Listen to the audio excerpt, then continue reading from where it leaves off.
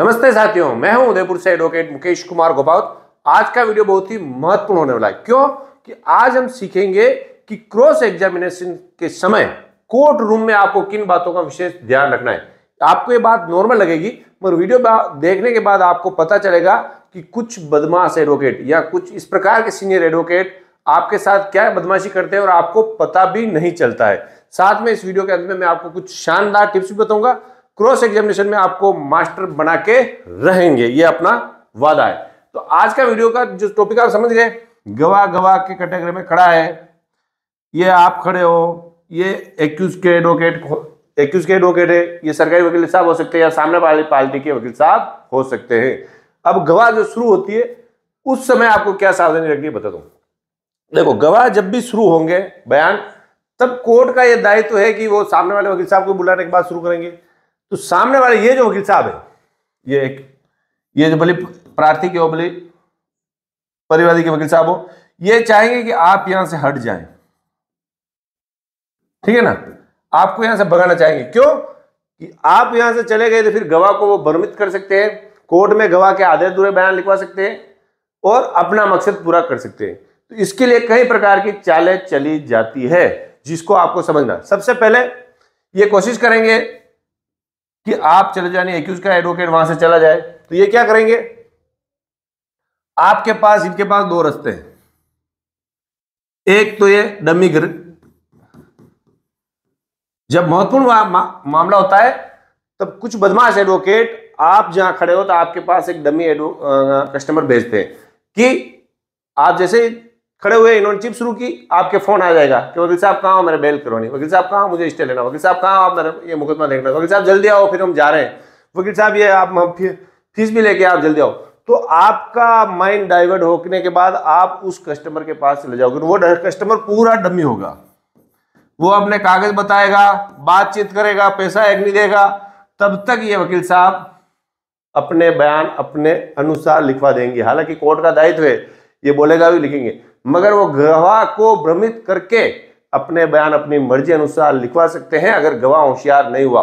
तो सबसे पहली बात, जब भी गवाह हो रही हो, यानी बयान हो रहे, भले चिप हो रही हो, भले जीरो हो रही हो, आप किसी भी पार्टी के एडवोकेट हो, आपके पास ऐसा कोई फोन आता है या ऐसी कोई चाल चली जाती है, तब आपको उस कैटेगरी के पास से, यानी कि गवाह के पास से नहीं जाना है। आपने देखा होगा कि कई ज्यादातर सीनियर एडवोकेट जब कोर्ट में गवाह कराने जाते हैं, जब जीरे करते हैं, 2-2 दिन तक उनकी जीरे चलती है, तब वो अपना फोन जूनियर को दे देते हैं और बोलते हैं कि शाम को बात करेंगे, जो भी आए उसको बोलना, 5 बजे बाद फोन करेंगे। वो कभी भी फोन से डिस्टर्ब नहीं होते, क्योंकि आपका जैसे ही गवाह है, नया क्लाइंट तो सोचता रहे, नया एडवोकेट सोचता रहे कोई क्लाइंट आ गया, भाग जाएगा, यहाँ से जाके उससे बात करता हूँ। वास्तव में वो सीनियर एडवोकेट जो होते हैं या बदमाश होते हैं, सीनियर तो ऐसा नहीं करते, वो आपको डमी डिस्टर्ब कर देंगे। दूसरी बात जो आप खुद करते हो गलती, क्या करता है, ये आपको ध्यान रखना है, ऐसा नहीं करना। देखो, ये बात आपको कोई बताने वाला नहीं है, ना आपके गुरुजी बताएंगे, सबके मन में रहती है, कोई कहता नहीं है, मैं आपको खुल के बात बता रहा हूं, ठीक है। दूसरा, आपको डिस्टर्ब करना है, यानी आपको वहां से हटाने के लिए क्या करते हैं, वो गलती आप करते हो। आप सामने वाले वकील साहब को कहते हो कि यार मेरे को जल्दी, ठीक है, आप बोलोगे मेरे को कहीं बाहर जाना है, मेरे को शादी में जाना है, मेरे को किसी फंक्शन में जाना है, यार जल्दी गवाह करा दो। तो इन जो बदमाश एडवोकेट होते हैं उनको पता चल जाता है कि भाई ये गवाह, ये एडवोकेट जाने वाले, वो जानबूझ के हाँ बस थोड़ी देर, हाँ बस थोड़ी देर, हाँ बस लंच बाद, हाँ, ये आपका समय जब आपको जाना है वो समय ले आएंगे और फिर मजबूरन आपको किसी दूसरे एडवोकेट को खड़े रखना पड़ेगा। और फिर जो खड़ा रहता है वो तो अपने हाल मस्त है, मोबाइल देखेगा, इधर उधर घूमेगा, इतना ध्यान नहीं देगा जितना जो एडवोकेट मुकदमा लड़ रहा है वो देता है। तो आपको जब भी कभी भी क्रॉस एग्जामिनेशन हो रहा हो, चिप हो रहे हो, अपनी पार्टी का कोई गवाह हो रहा है या सामने वाली पार्टी को भी गवाही वो बयान हो रहे हो, तब आपको उससे हटकर कहीं नहीं जाना है। ये बात आप कान खोल के सुन लो। उस समय आपके फोन भी आएंगे, छोटे मोटे मामलों में नहीं आते हैं, मगर बड़े बड़े जो मामले होते हैं, चाहे सिविल मामले में भी आते हैं और जो फौजदारी के बड़े मामले होते हैं उनमें भी ऐसे किया जाता है, नए एडवोकेट को भ्रमित करने की। तो पहली बात आपको क्या समझ में आ गई कि आप वहां से हटोगे नहीं। क्या समझ में आया? आप कई सारी बातें बताने देंगे। एक तो हटोगे नहीं, दूसरी बात आप जब यहां खड़े हो और ये जो चिप करा रहे हैं, भले क्रॉस एग्जामिनेशन आप किसी भी तरफ से एडवोकेट हो, आपको चुपचाप खड़े नहीं रहना है। क्या करना है? अपनी तरफ से विरोध करना है। यानी कि विरोध किस बात का?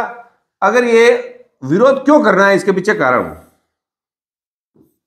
आपको जो विरोध कर रहे हो, सामने वाला जो वकील जो प्रश्न पूछ रहा है उसका इसलिए विरोध नहीं कर रहे हो कि वो गलत बात नहीं लिखवा दे, आप विरोध करके उसका माइंड को डिस्टर्ब कर रहे हो। और प्रैक्टिस में ऐसा चीजें लाजमी है। क्यों? अगर आप कोई काम कर रहे हो और बार बार कोई आपको टोकेगा, बीच में करेगा, तो आपका दिमाग उस बात को नहीं सोच पाएगा। यही काम आपको भी करना। जैसे कोई सामने वकील साहब पूछ रहे, अरे वकील साहब ये तो पहले पूछ लिया, ये बार बार, ये तो रिलेटेड क्वेश्चन नहीं है, इस मुकदमे से कोई संबंधित प्रश्न नहीं है, ये डॉक्यूमेंट एग्जिबिट नहीं होगा, ये गवाह यूं नहीं बोल रहा है, ये लिखवा रहे हो। यानी कि आप उनको डिस्टर्ब कर रहे हो एक तरह से। कोर्ट को ये नहीं लगना चाहिए कि डिस्टर्ब कर रहे हो, मगर उनको बार बार आपको टोकना है, जिससे क्या है कि उनकी सोचने की क्षमता जो एक तीर की तरह जा रही है वो रुक जाएगी, और वो बार बार आपको देखेंगे, अरे वकील साहब बीच में बोलते हो, हाँ मैं नहीं बोल रहा हूँ, पर आप 2 बार लिखवा रहे हो इसलिए बोल रहा हूँ, आप ये इस गवाह से ये नहीं पूछ सकते, ये नहीं कर सकते, ये डॉक्यूमेंट प्रदर्शित नहीं करवा सकते। जो भी आपके वाजिब प्रश्न है, जज को भी ऐसा नहीं लगता कि आप डिस्टर्ब कर रहे हो, जज को लगना चाहिए नहीं यार वकील साहब वाजिब बात इनकी उठा रहे। तो यानी कि चुपचाप खड़ा नहीं होना है। दूसरा, आपको क्या करना है? विरोध करना है। ठीक है। अब तीसरी चीज देखिए, विरोध वाली। अब तीसरी चीज है जो आपके गवाह जो आए हैं, आपके पास एक पेन, पेंसिल, एक व्हाइटनर और लाल पेन, ये सारी चीजें, और कुछ फ्लैग आपको लेके जाने हैं। उसमें क्या होता है, जब भी ये वकील साहब प्रश्न पूछ रहे हैं तब आपको कुछ बातें लिखनी है। जिरह करने वाला एडवोकेट या जो चिप करने वाला एडवोकेट है वो कई तरह के प्रश्न पूछेगा, मगर उनमें से काम की सिर्फ 2-4 बातें होंगी। ठीक वैसे ही जैसे एक समुद्र में गोता खोने वाला गोताखोर बार बार अंदर जाके अपनी मुट्ठी भर के लाता है, तो हर बार उसके मुट्ठी में मोती थोड़ी होते हैं, रेत भी होती है। तो हर बार जो वकील साहब प्रश्न पूछेंगे उसका वो उत्तर नहीं आएगा जो वो चाहते। पूरी चिप में या पूरी जिरह में 2-4-5 बातें ऐसी होगी जो उनके काम की हो, बाकी सारा कचरा है। तो जो बातें काम की है उन बातों को आपको अलग से लिखना है। फिर उन बातों को क्या करना है कि यार ये अपने मेन पॉइंट, ये विरोध में जा रहा है, उन पॉइंटों पर उस गवाह से बात करके क्या बोलना है। जब आपकी जिरह में नंबर आए तो ये तथ्य कोशिश करनी साबित करके कि वो झूठ बोल रहा है गवाह, या इस तथ्य का उससे कोई संबंध नहीं है। जो इससे पहले मैंने वीडियो बना चुका हूं कि गवाह क्यों होती है, गवाह के पीछे क्या उद्देश्य है, जो 3 उद्देश्य बताए, उन 2 उद्देश्यों का आप इसमें लागू करके इस बात को समझ सकते हैं। इस वीडियो के अंत में वो वीडियो भी मैं डाल दूंगा, उसको भी आप देखना। यानी कि मेरा कहने का मतलब है कि आपको पेंसिल से जो आप प्रश्न उत्तर बना के लेंगे ना, उसमें अगर कोई नई बात आती है तो उस पर भी आपको ये प्रश्न पूछना है या लिखना है।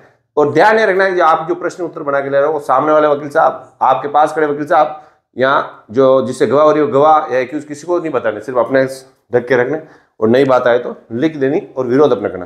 तो तीसरी बात क्या आ गई, जो महत्वपूर्ण बात है उसको लिखना है। ठीक है। अब चौथी बात करता हूं जो जनरली कोर्ट में होती रहती है। इन्होंने आधे से ज्यादा पेज लिखा है और आपके तो बस हो गया, अरे ये तो हो गया, कोई इंपॉर्टेंट गवाह नहीं है ना। ये सब क्यों करें? इसका वकील साहब का दिमाग को डिस्टर्ब करने के लिए। बस खूब हो गया, मेन बात ही आ गई, अब क्या कहना चाहते हो, अब कुछ अब गवाह को रोक दीजिए, और भी गवाह है, इस प्रकार से बात कीजिए। फिर गवाह को भी आपको कुछ डिस्टर्ब आपको उसमें करना चाहिए। अरे यार तेरे क्या लेना देना, तू इसको ऐसे फंसाएगा, अरे वकील साहब इनको ये क्यों पूछ रहे हो, इनका कोई मतलब ही नहीं है, ये तो गए बाद में थे, बार बार इनसे यही प्रश्न मत पूछो। तो गवाह को भी लगेगा कि यार वकील साहब अपने पक्ष में बोले। हालांकि जो मुख्य गवाह होते हैं वो तो नहीं टूटते, मगर जिनके कोई लेना देना होता है वो एक कुछ मामलों में टूट जाते हैं। यानी कि आपको विरोध दर्शाते हुए जल्दी चिप या जल्दी जिरह के लिए कोर्ट को भी बोलना है, और कोर्ट हमेशा कहे कि हाँ वकील साहब खूब हो गया, आप तो छोड़ो, क्योंकि कोर्ट में भी इस मामले में ज्यादातर जल्दी चिप कराने के चक्कर या जल्दी चिप कराने के चक्कर में रहती है। ये बात हो गई। अब जो 5वीं बात करता हूं मैं,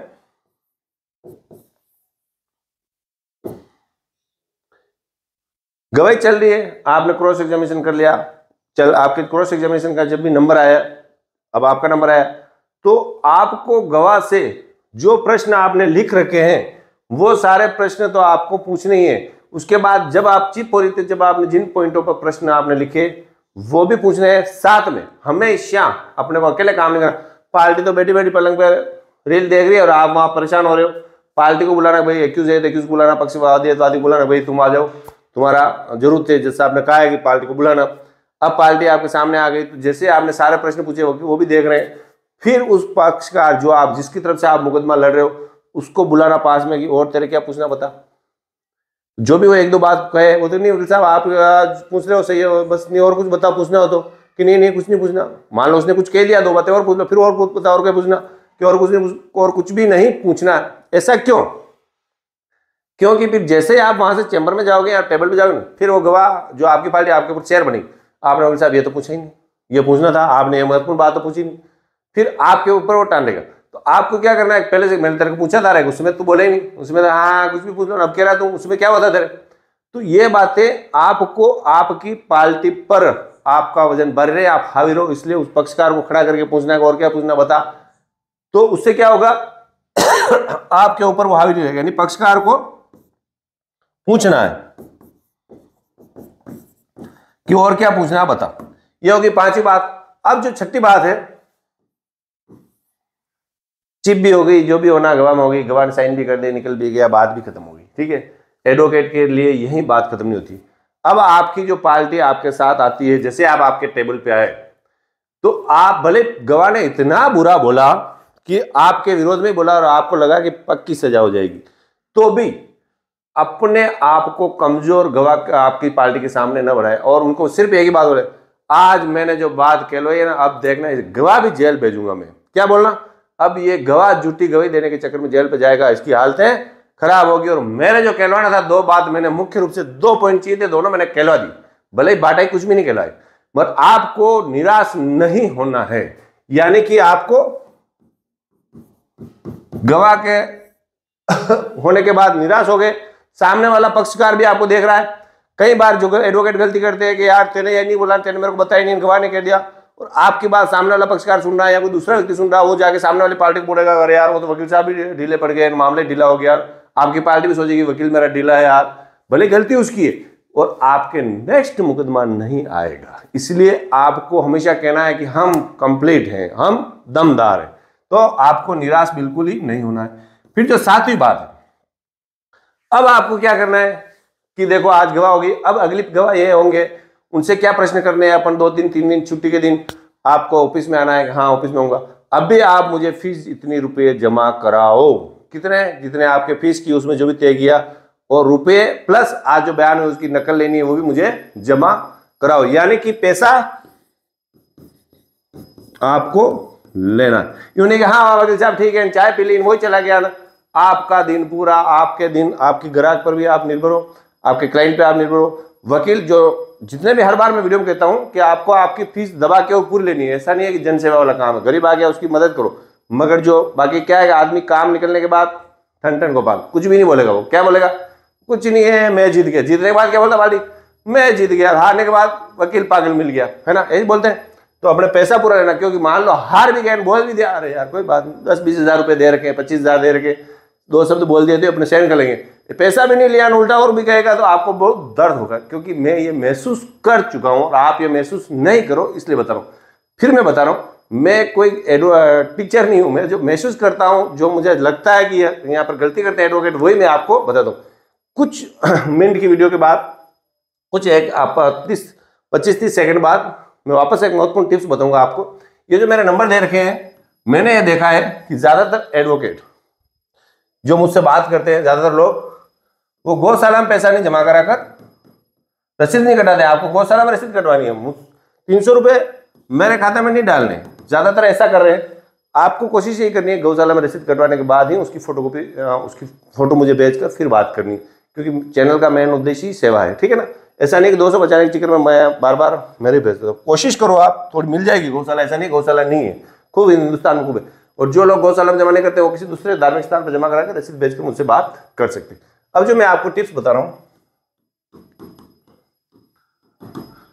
किसी भी पार्टी की जब आप कोर्ट में जीरा करने जाओ, ब्लीचिंग कराओ, पहले अपने प्रश्न उत्तर बनाओ, संभावित उत्तर, प्रश्न क्या पूछना है, उससे क्या उत्तर आएगा, अपनी प्लानिंग के अनुसार बताओ, प्लस वो आपके पक्षकार को बताओ कि ये बातें मैं पूछूंगा, अब तेरे को और क्या क्या बोलना है, क्या क्या पूछना है बता, मेरे को लिखा।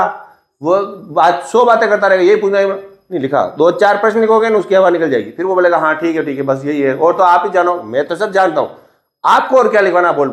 फिर मत बोलना कि ये नहीं पूछा, मैं तो सब जानता हूँ, मैंने तो इतने प्रश्न बना रखे ना, अभी और बनूंगा प्रश्न, तेरे क्या लिखवाना बता। तो वो जो लिखवाता है उसको लिख देना। जैसे क्लाइंट आपसे बड़ा है तो सम्मान से बात करें, छोटा है एक्यूज से जनरली हम, जैसे मेरी उम्र ज्यादा है, 45 साल मेरी उम्र है, तो छोटा आता है तो मैं एक्यूज को तू कह के बात करता हूँ। हमारे इधर राजस्थान में कभी कभी छोटे को तू बोल देते हैं, ठीक है।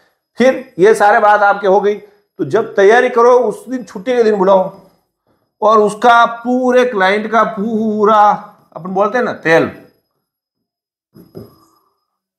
यानी उसको लगना चाहिए कि मुकदमा वकील साहब लड़ रहे, नहीं तो आप बैठे बैठे अलग ही प्रश्न बना रहे हो, वो प्रश्न बना रहे हो तो आप चलो एक एक प्रश्न लिखता हूँ, मैं बोलता हूँ तू लिख, या जो आप खुद लिख रहे हो, क्योंकि आप तो आपके जूनियर तो है नहीं अभी कि एक एक प्रश्न लिख रहे हैं, फाइल पढ़ते ये पूछते, तो पार्टी को लगेगा कुछ काम किया। जैसे प्रश्न बन गए 50-100, बस ठीक है, अब 2-3 प्रश्न मेरे ऐसे दिमाग में है जो मैं अभी किसी को नहीं बताऊंगा, वो डाउट वो अगर ओपन हो जाएंगे तो मुकदमा हार जाएंगे, इसलिए वो प्रश्न मैं आपको अभी नहीं बताऊंगा, जब जीरा होगी तब उस प्रश्न को आप सुनना। और फिर जैसे प्रश्न लिखे लाओ,